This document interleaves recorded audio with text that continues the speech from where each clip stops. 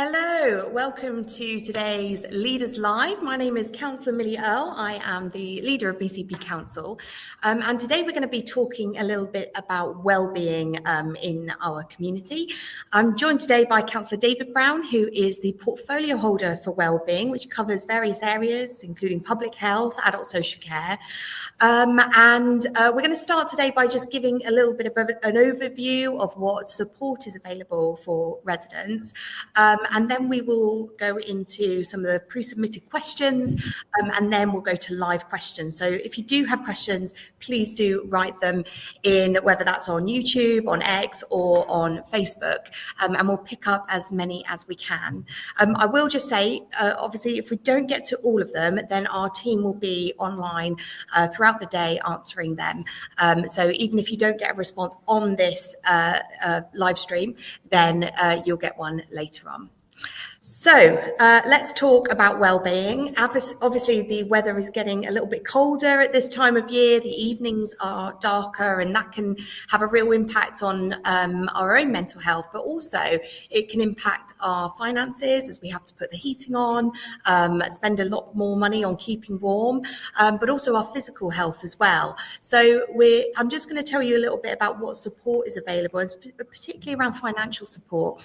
We have a page on our website, which is called Cost of Living. It's got lots of information on there, things around financial support. So, for example, if you need support with bills, we've also got information on where you can find support with things like mental health and well-being, and also things like access to food. Now, the access to food map, which is on there, is a really helpful tool. In fact, I set up a community fridge 6 years ago in my area, and it was just at the start of when this council was looking into things like hidden hunger and how we can tackle that in our communities. And it's brilliant because this map now has loads of different places, things like lunch clubs, social supermarkets, food banks, and lots of support out there for different people with different needs. So it's worth having a look on the website to find out more about that. We also have information on warm spaces. So obviously with heating being quite expensive, sometimes places will put on activities, or they won't, and it will just be a warm space to go.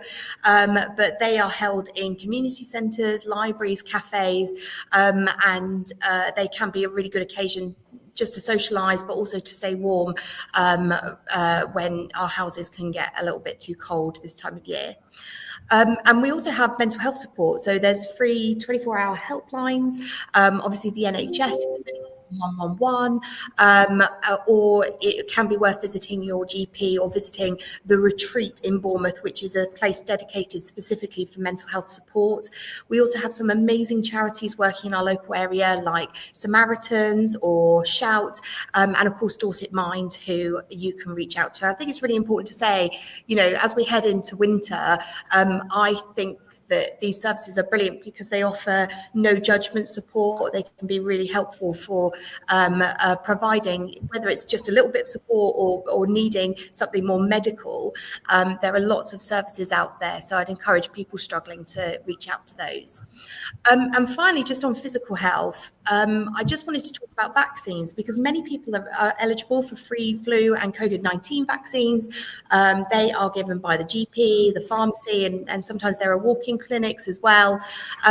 Getting vaccinated is one of the best things we can do, not just to protect ourselves, but protect those who we love against ill health, and prevent things like flu and COVID from spreading further.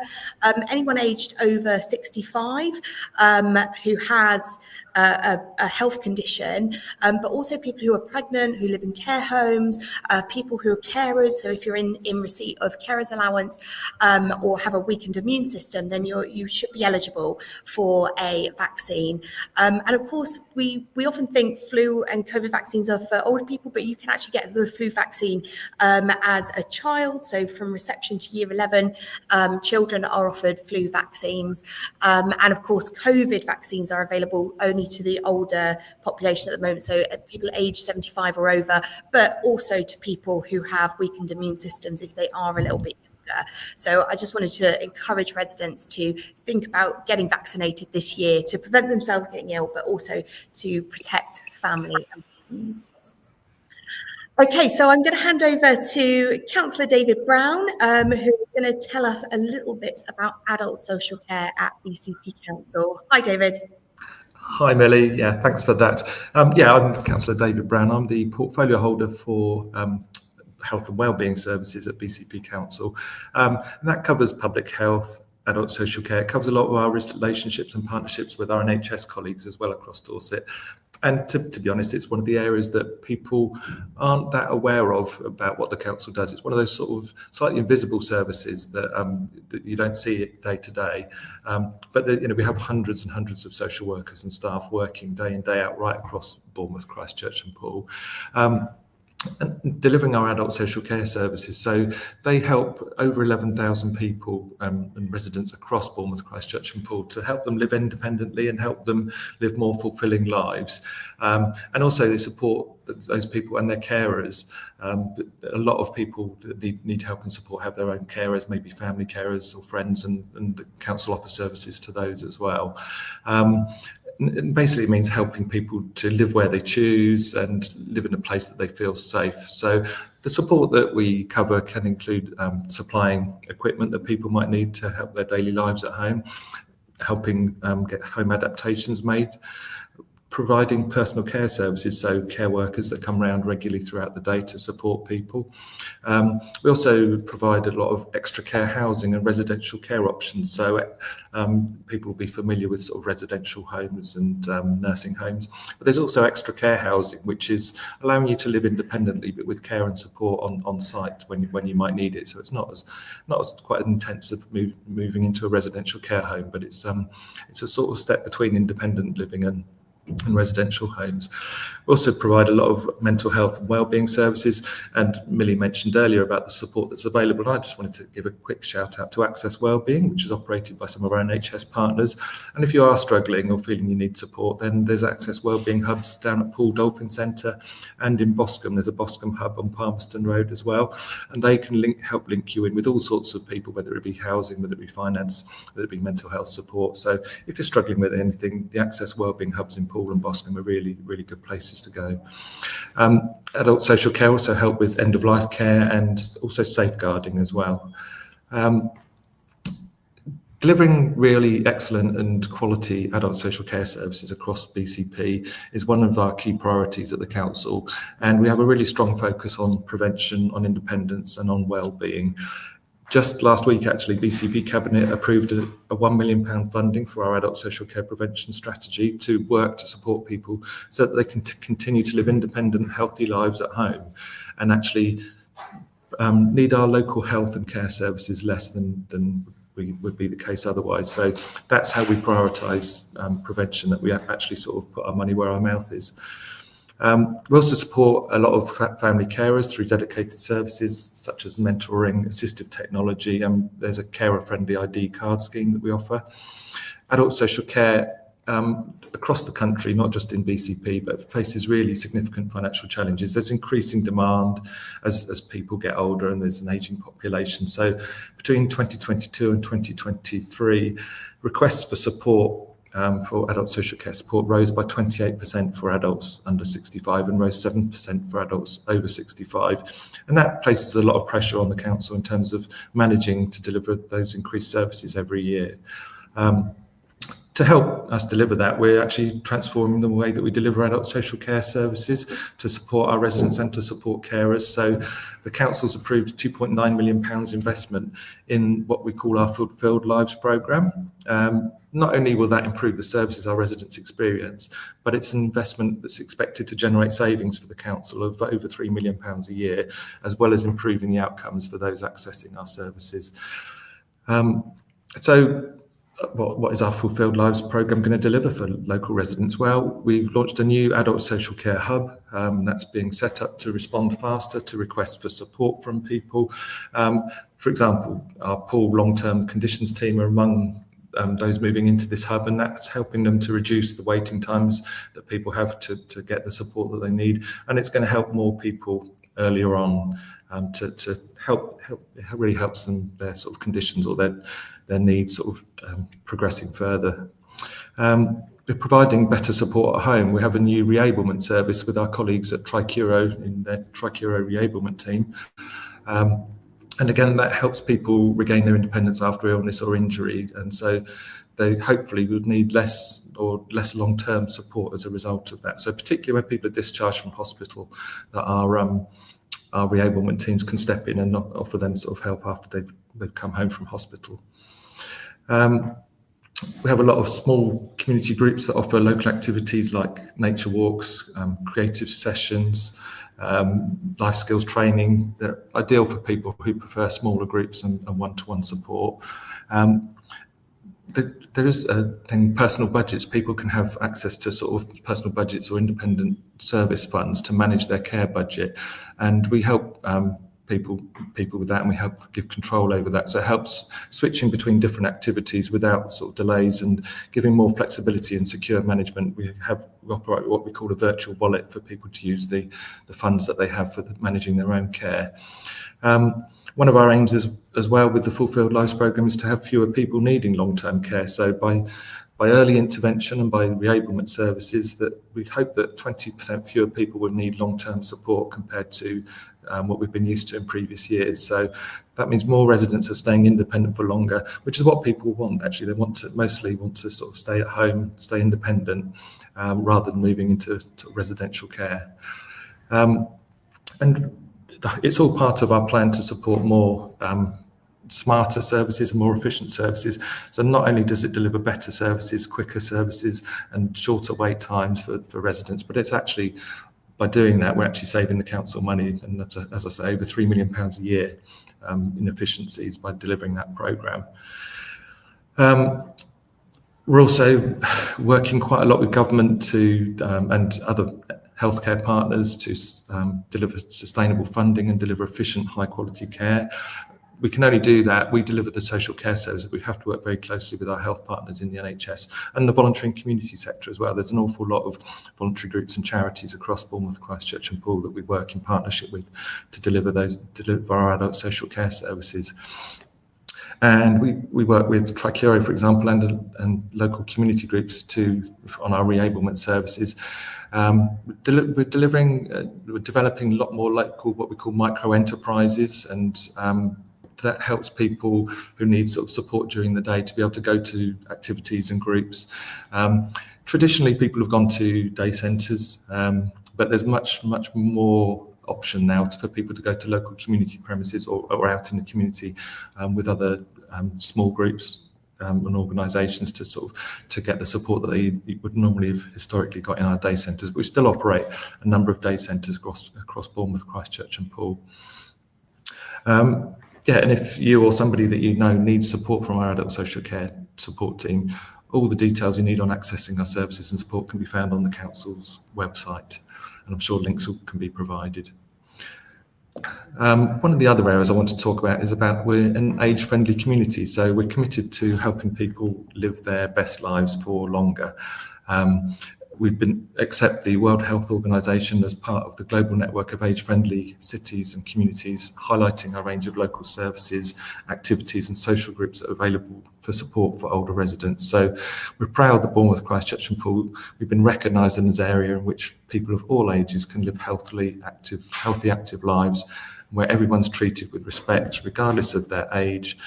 And it's somewhere that people can stay living in their homes, participate in the activities they value, contribute to their communities for as long as possible. I think that's really particularly important in Bournemouth, Christchurch and Poole, particularly in certain areas within the conurbation. We have quite a lot of older community, so we're really proud that we're recognised as an age-friendly community. What does that mean? Well, it actually brings together over 100 organisations, including groups like Prima Life, Christchurch Community Partnership, Colton Care, the Alzheimer's Society, Live Well Dorset, and others working together to improve the lives of older people. We're proud we have over 30 local people are age-friendly ambassadors that work with BCP Council and the wider age-friendly network to share the voice of older residents and distribute essential support information.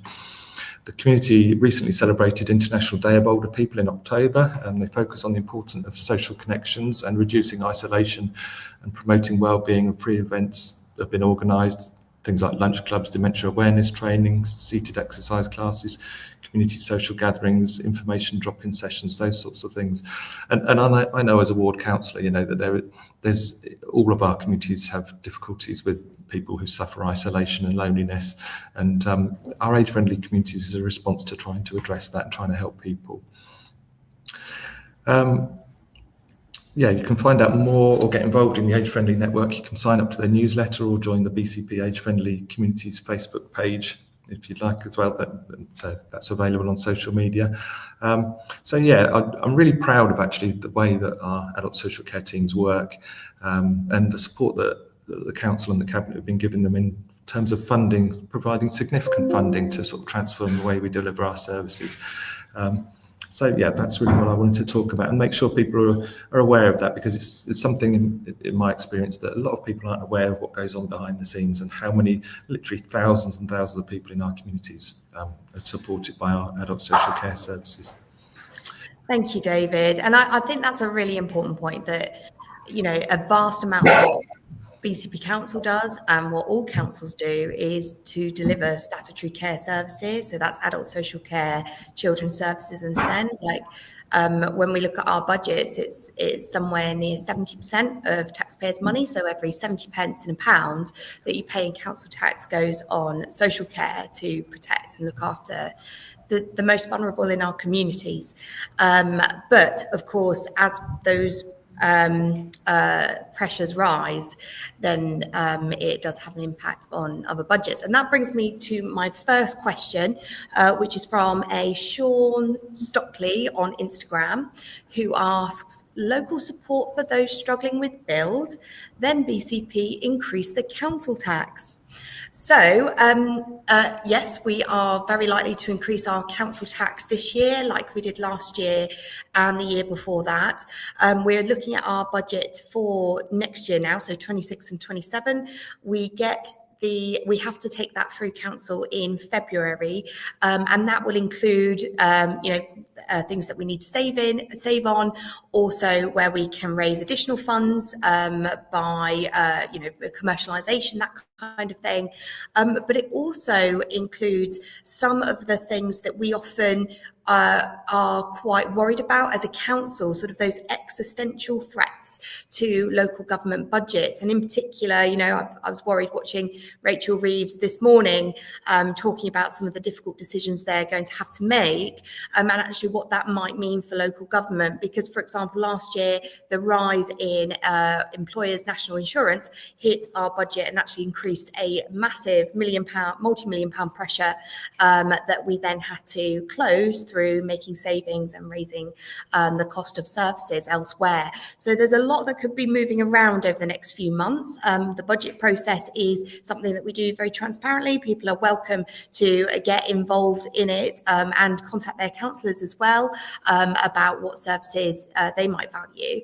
But with rising costs, higher energy, things like inflation, and of course that rise in demand, so more people needing support from their council, more children needing support from children's services and SEND services, it does mean that all councils across the country are under a huge amount of financial pressure. I was going to mention that last night at full council, we actually had a motion which was asking government to abandon plans for digital IDs, which will obviously cost taxpayers billions of pounds, and divert the money into local government, particularly to support the SEND services and challenges, and also to ask our MPs to help support families to fight that broken system. We do also have, like I was talking about earlier, the cost of living website page, which will give people all the information they need about where they can get that additional support.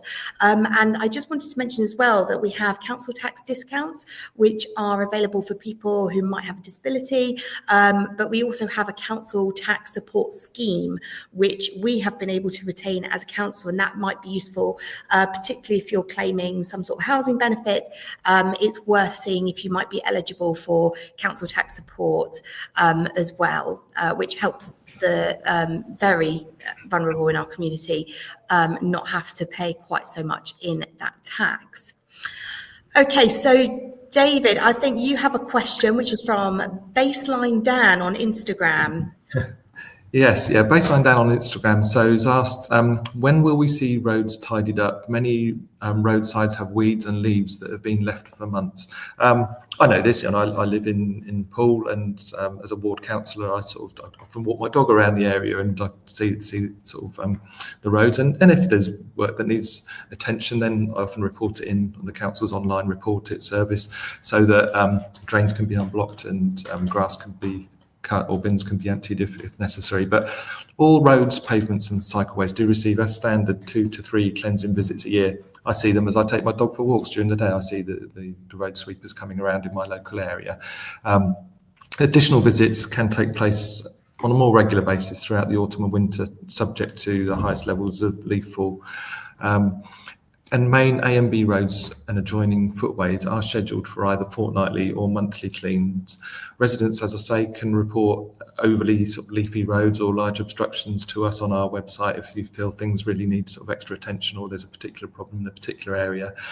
And in terms of vegetation and grass verges, we, as a council, manage 2,500 hectares of green space across Bournemouth, Christchurch and Poole, and roadside verges are cut to keep sightlines clear at junctions. Grass cutting season across Bournemouth, Christchurch and Poole started in April, and it's just been coming to an end through the grass growing season. It's a fact of life because of pressures on local authority budgets. I think if I look back 10 years ago, probably in Poole Council, that grass and parks received more cuts than they do now. But as I say, I visit my local park virtually on a daily basis, and that's kept in a decent condition. And if there's any problems, then people can report it in online. If there's particular sort of issues around drains or around weeds or overgrown hedges, that sort of thing, then let us know, and our teams will address those as they go around on their rounds. I think next there's a question on Facebook for you, Millie. Yes, thanks, David. So this one is from Sharon Williams on Facebook, who has asked, BCP Council, I want to know how BCP achieved a Purple Flag Award when too many people I speak to will tell me they are frightened to be in the town centre after dark. So this is a really good question because it gives me a bit of a chance to talk about what a Purple Flag Award is. We've only recently announced that Bournemouth has been awarded a purple flag again. What it does is it recognises excellence within the nighttime economy. So that can be everything from entertainment, so things like the BIC and the pavilion, but also dining and food and beverage, but also cultural options, and of course things like the clubs that we have in the town, anything that is open between 5 p.m. and 5 a.m. And it's a regulation where regulators will come down and have a look at the standards of management and the safety practices.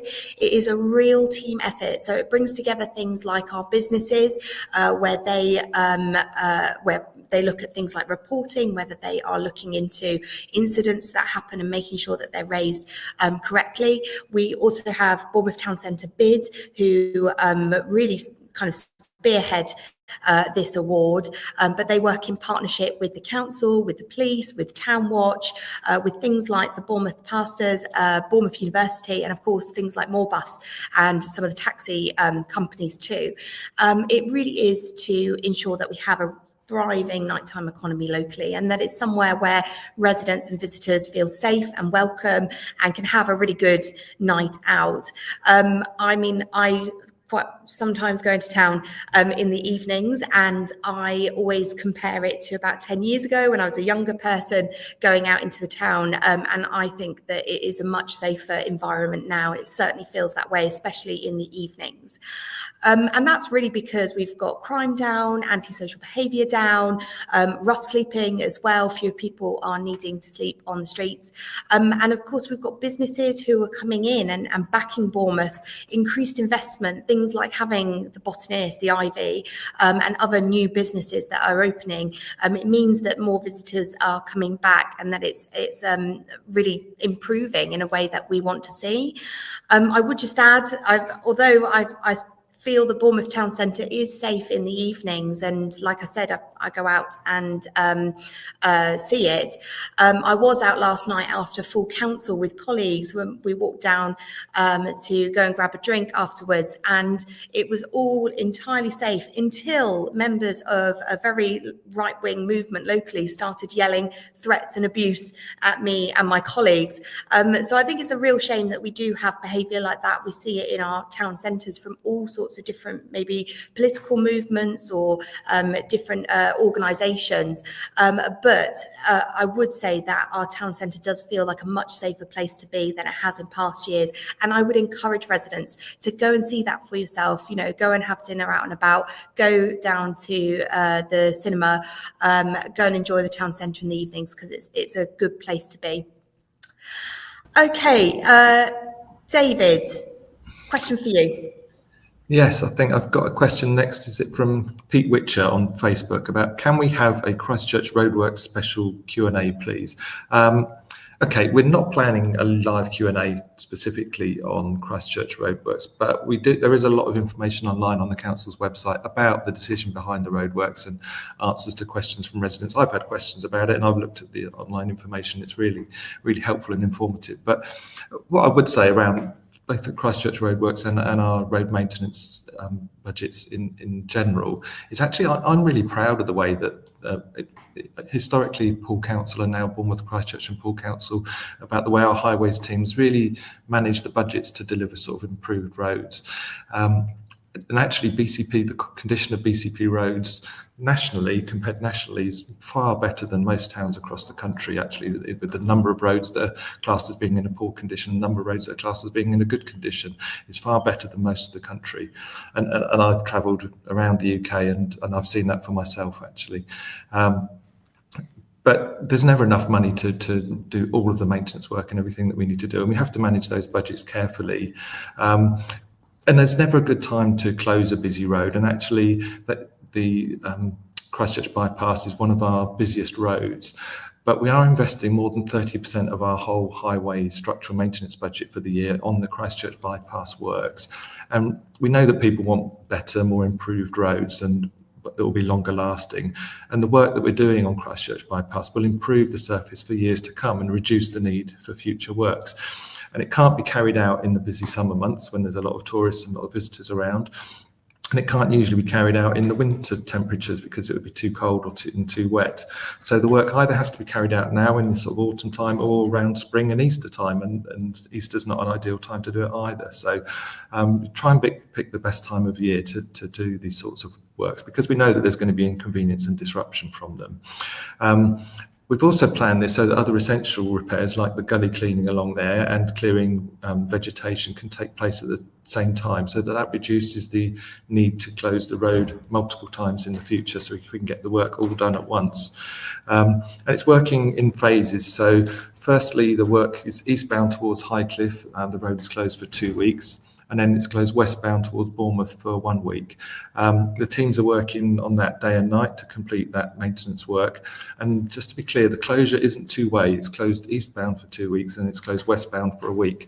And it's also reopened on Mondays for Market Day in Christchurch.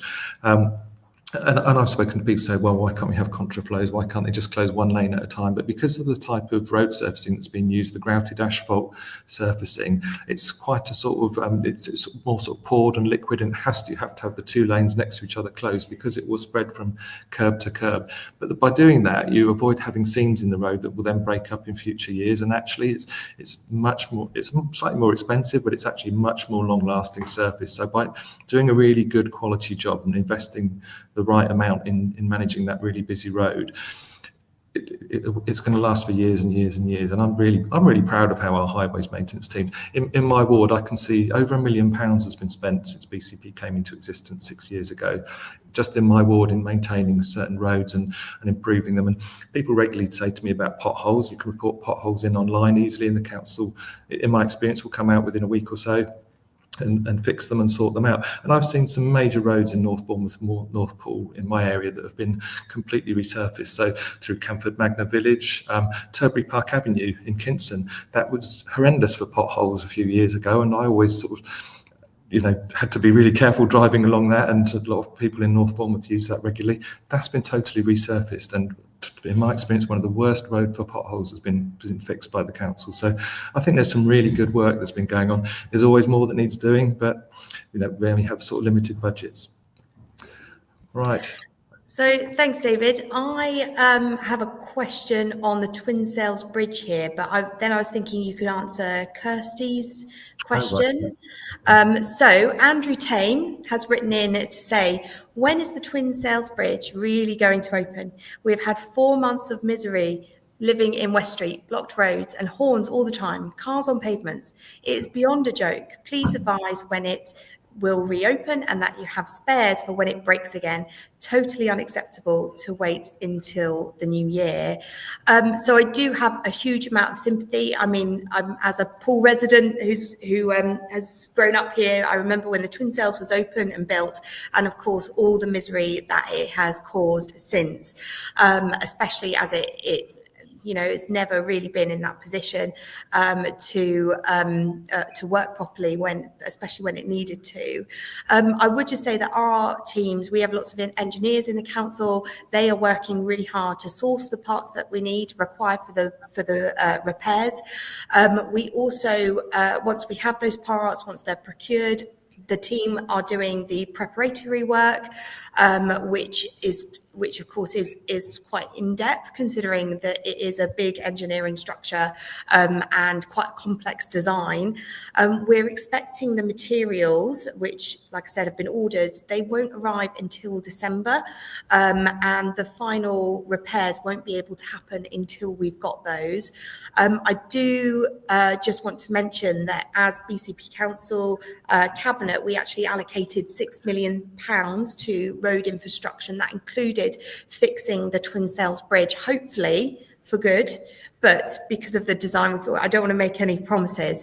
But I completely get the frustration, and as a council, both as officers and as councillors, we really want to address this issue and make sure that we can fix it for as long a term as possible, which is what it should really had done at the very start. Okay, David. Yeah, did you want me to pick up the question from Kirsty? Yeah. So yeah, hi Kirsty, and you've asked about there isn't a specific service that can help complex PTSD, and the steps to wellbeing service don't take on complex PTSD. I'm not an expert on that condition myself, and I can look into it for you. But what I can say is the steps to wellbeing service is a really good service that was brought in a number of years ago, so it can offer sort of access to psychological and talking therapies for people, particularly around things like anxiety and depression. And I know they have an office in my ward that they operate from. So yeah, and certainly you can have a sort of series of support and talking therapies to sort of help people through particular conditions. Complex PTSD, if that's not one that they can handle, I suppose what I would advise is, as I mentioned earlier, Access to Wellbeing have a hub at Poole Dolphin Centre, and they have a hub in Boscombe, and they're really good. I visited the one in Poole a few weeks ago about just talking to people about the struggles they're facing, and actually sort of maybe advocating for them and linking them into particular services, and talking to colleagues in our sort of partner healthcare services and in primary care to see if you're having particular struggles getting the support that you need and help you through that. So I'd recommend sort of maybe approaching them, dropping in. They're open throughout the week, dropping in and seeing them. But I'll take that away and have a look at complex PTSD as a particular one for you, Kirsty, and see if I can find out a bit more for you. Thanks, David. Now, I've got a question from Catherine Avery relating to SEN. So Catherine says, my 11-year-old son cannot attend holiday clubs in the holiday due to his SEN. He is only capable of going out with one mentor due to noise being a huge trigger for him. He finds it hard to regulate in a group. Is there no funding available for him in BCP? 6 years of asking and always get told no. So Catherine, I'm just want to answer this question because of the context that we're seeing that's changing at the moment around SEN. So you may be aware, but the government have been reforming SEND, and in fact they were supposed to deliver a white paper this autumn, which we were all hoping to see, because I completely see the challenges that local families with children with SEND face every day, having to fight a fundamentally broken system. That paper was very sadly delayed until spring next year, but I'm hoping that it will provide a lot more answers for local people and for people all across the country about what the future looks like for SEN, and we'll cover things like support within holiday times and support within school times and different types of support available. The other thing I would just mention as well is the Schools and Wellbeing Bill, which is going through government at the moment. It does have a little bit more information for councils around how we can maintain schools, because of course that was handed over to academies.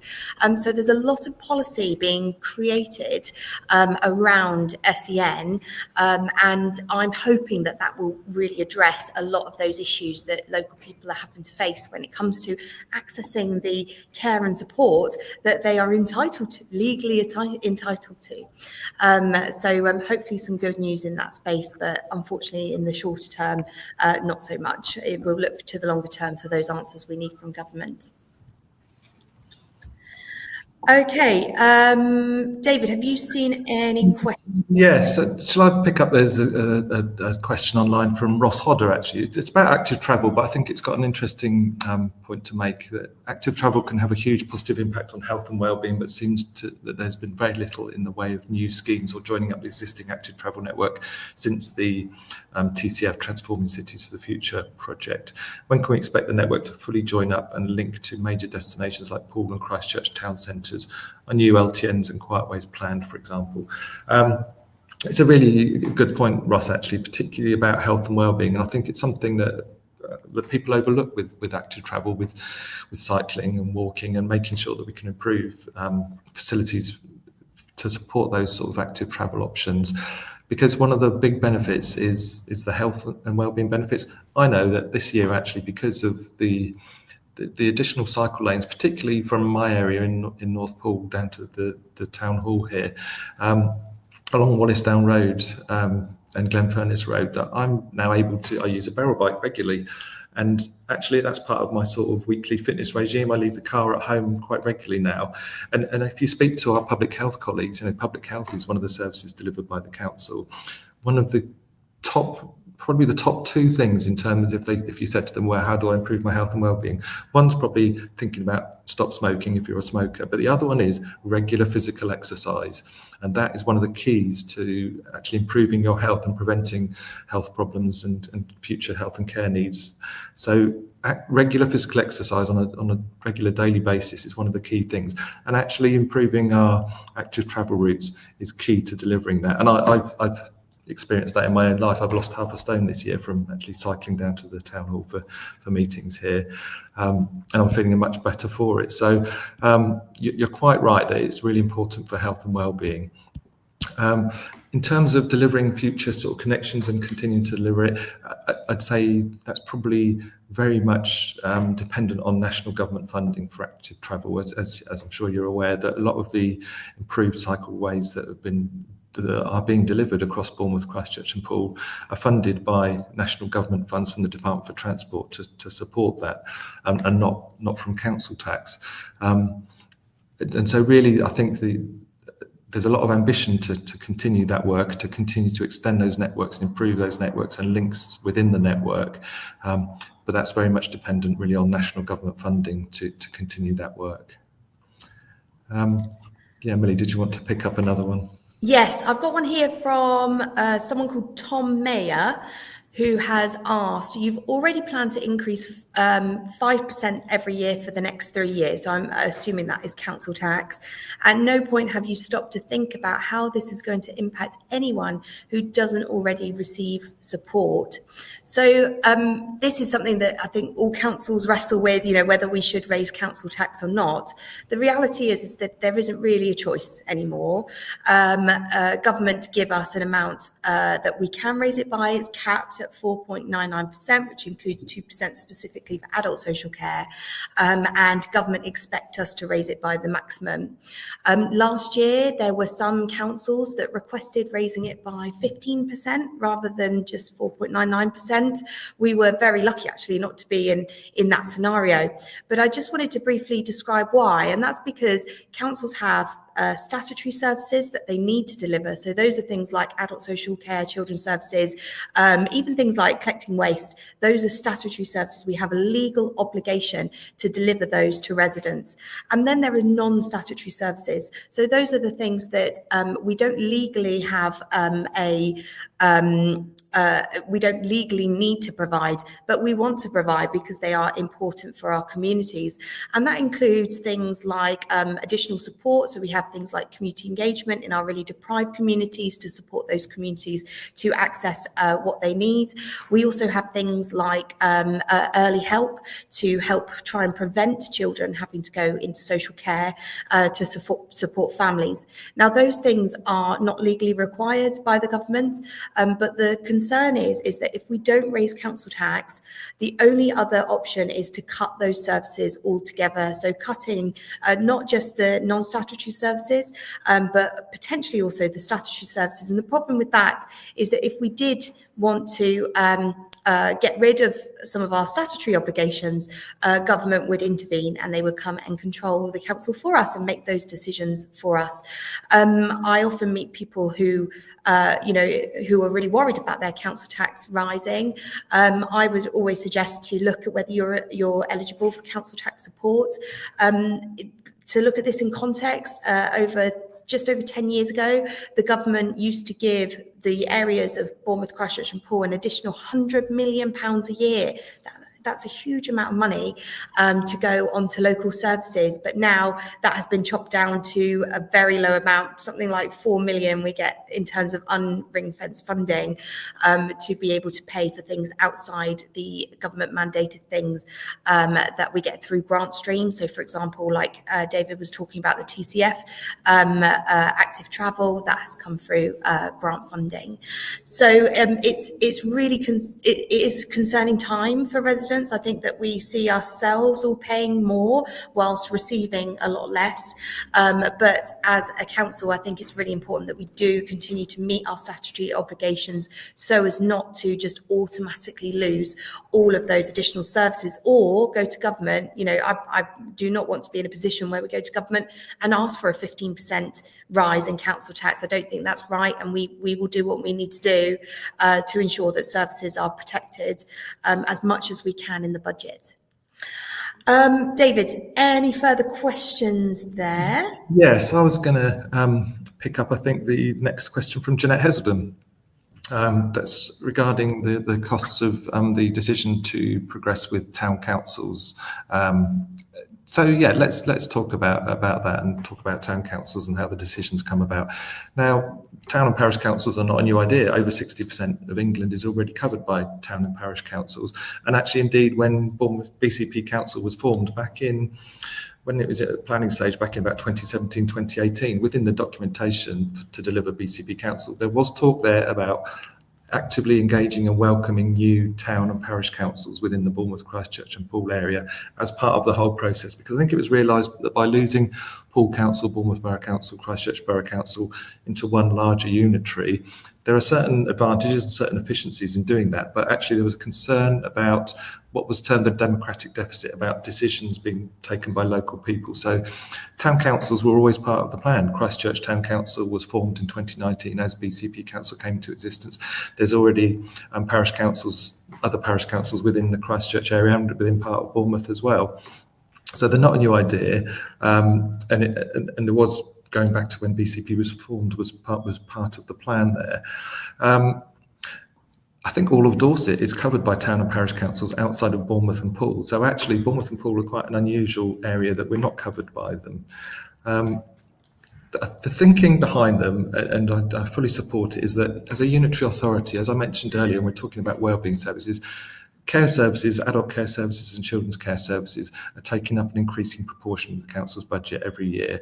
And it's our legal duty to deliver those services. We can't say, oh, well, we're going to cut back on that, we're not going to deliver them. We have a legal duty to deliver those. And it's really important that we're there to deliver those services.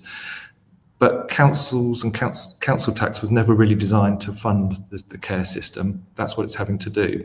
Unfortunately, that means that our non-statutory services can struggle. So things like funding events, funding for Christmas lights, those sort of grant funding local community groups, those are the things that as a large unitary we're just not funded to deliver those sorts of services. But they're exactly the sort of things that local town and parish councils can deliver. And that's why the decision's been taken, because I think it's really important for our communities. I get a lot of people saying to me, well, can we improve this service? Can we deliver this service? Can the council put on these sorts of events?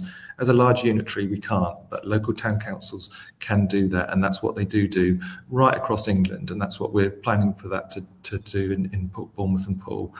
So that's why they're important.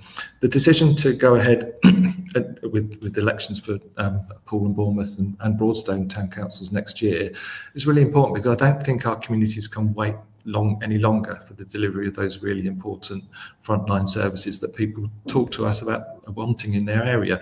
Elections always cost money to run, whether that be a general election, whether it be local council elections, or whether it be town and parish council elections.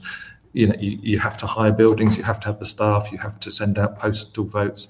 So they always cost money. Whether it's next year, it'll cost a certain amount, whether it's the year after and it's in line with BCP local elections, it would still cost money to deliver town and parish council elections in 2027. Any year that you do it is going to cost a lot of money to deliver, because that's the nature of elections.